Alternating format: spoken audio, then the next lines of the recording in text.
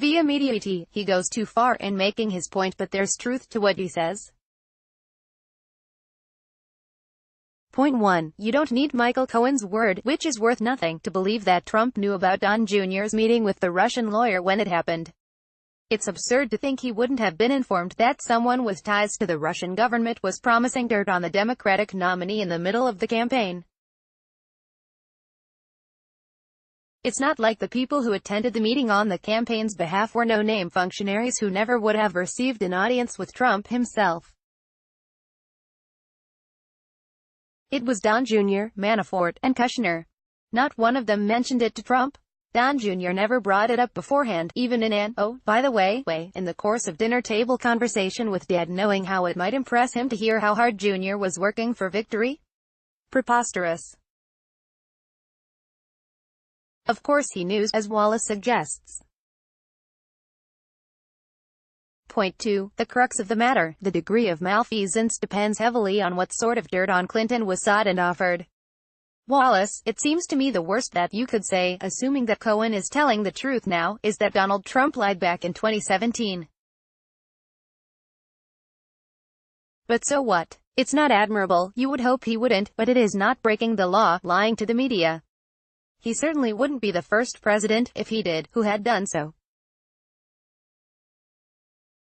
And even the meeting itself, while it certainly doesn't seem praiseworthy that American political candidates or their team would be meeting with a Russian lawyer to try to get dirt on Hillary Clinton that was being offered to them, that falls a long way from any hint of collusion between Trump and the Kremlin. Yeah, I wouldn't say it's a long way from collusion if top-ranking members of the campaign were meeting with friends of the Kremlin to discuss ways to damage Clinton. That sounds like the same zip code as collusion to me, if not the same block. But Ross Douthat's point is well taken. If it was random dirt, like something on Clinton Foundation misbehavior, doesn't seem that different. If it was emails that were hacked, stolen, then you're the accessory to a Watergate-style campaign theft. No, Ross Douthat. At Dow that night, July 27, 2018, Andy McCarthy made the same argument elsewhere. There's a difference between collusion and criminal conspiracy. Both are sleazy, but one is an order of magnitude more alarming than the other.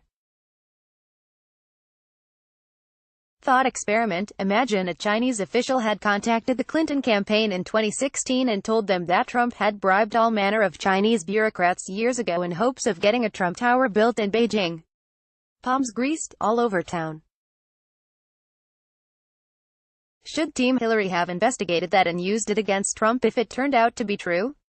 You might argue that yes, of course she should have, because it's evidence of corruption and voters should have known that the Republican nominee had a propensity for that before investing him with immense executive power. But that would be a form of collusion with the Chinese government, would it not?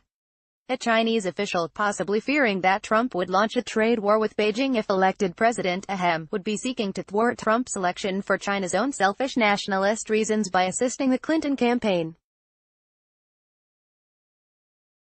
It'd be sleazy for Hillary to let them do so. But if they had the goods on legitimately troubling behavior by Trump, wouldn't American voters deserve to know? It'd be more than sleazy, though, if the dirt offered by that Chinese official had been obtained by breaking American law. Thought experiment. Imagine if the official had contacted the Clinton campaign and offered them copies of Trump's tax returns. How will you get them? Team Hillary might ask. By hacking into his accountant's computer, the official might reply. That's not just collusion anymore, that's criminal conspiracy. And Team Hillary, by accepting those tax returns, would be complicit in it, condoning a crime against Americans for the purpose of obtaining useful oppo research. That's what Wallace means to say, I think, when he claims that the Trump Tower meeting between Don Jr. and the Russian falls a long way from any hint of collusion. Not so, not with respect to collusion. But a long way from criminal conspiracy? Yeah, that's possible. It all depends on what Trump Sr. and Jr. thought they would be getting at the meeting. If the Russian lawyer led them to believe that they were getting material, like emails, that had been obtained illegally by hackers and Team Trump had no problem with that, that would show criminal intent. Big deal. If they thought they were getting standard oppo that had been obtained through normal channels, that's sleazy.